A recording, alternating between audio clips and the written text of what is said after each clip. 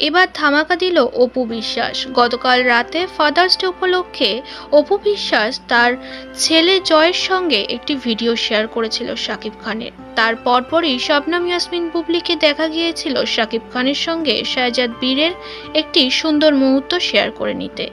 এরপর থেকে আবারও সমালোচনা শুরু হয়েছে। বারবারই দেখা যায় দুই তারকার মধ্যে বাকযুদ্ধ কমে না। তাই তো এবার অপু বিশ্বাস বিরক্ত শবনম ইয়াসমিন বুবলির ওপর। দিলেন বড় একটি স্ট্যাটাস, নিজেদের একটি সুন্দর ফটো শেয়ার করে নিয়েছে তিনি, যেখানে দেখা যাচ্ছে শাকিব জড়িয়ে ধরেছে জয়কে এবং তার পাশেই দাঁড়িয়ে আছে অপু বিশ্বাস। ক্যাপশনে লিখেছে তার জীবনের কিছু কথা।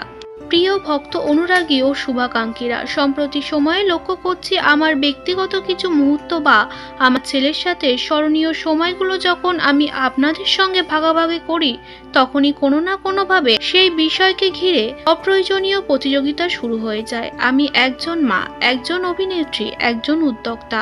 আমার অনেক দায়িত্ব, অনেক ব্যস্ততা। ক্যামেরার বাইরে আমার জীবনটা একজন নারীর মতোই, হাজারো কাজ, কল্পনা এবং স্বপ্ন নিয়ে এগিয়ে চলা। আমি অনেক দিন ধরেই দেখছি আমার কোনো সাধারণ পারিবারিক পোস্টের পরেই যেন কিছু কাউন্টার প্রচেষ্টা শুরু হয়। আমি স্পষ্ট করে বলতে চাই, আমি সেই অসুস্থ প্রতিযোগিতার মধ্যে নেই।